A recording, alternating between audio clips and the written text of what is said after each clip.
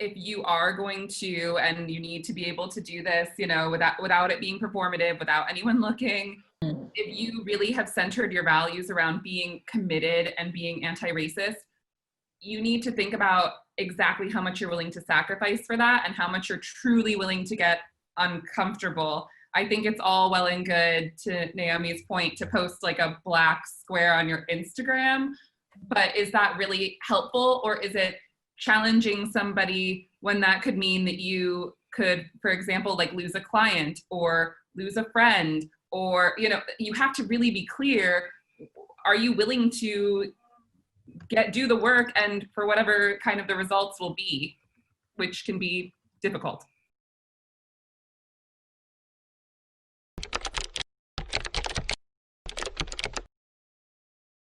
The primary focus for white people should be to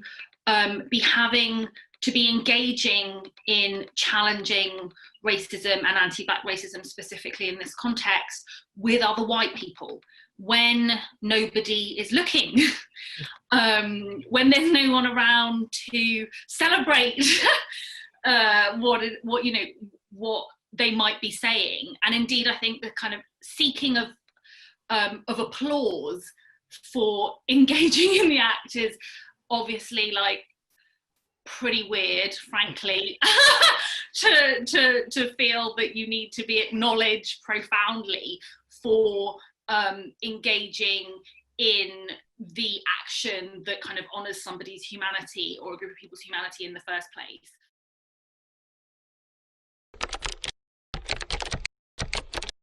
Is it appropriate to ask our one Black employee to have a Q&A session for, you know, that's when you engage a D&I expert, okay? Because this work is not charitable and it's not corporate social responsibility. I have to be very clear with that, right?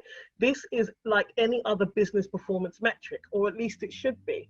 So if you had a marketing team, a sales team, and they were below performance, you would buy in resource for training, for the right tools, the right products. And so the same has to be done when it comes to diversity and inclusion.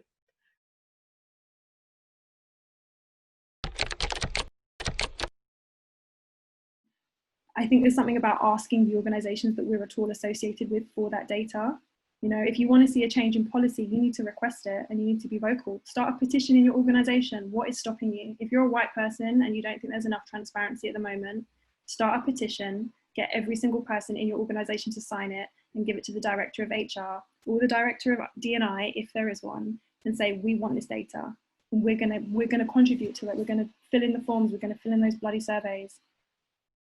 Then they have no excuse. Like, we have to start holding the systems that are systemically racist to account, especially when we have the power and the privilege to do so.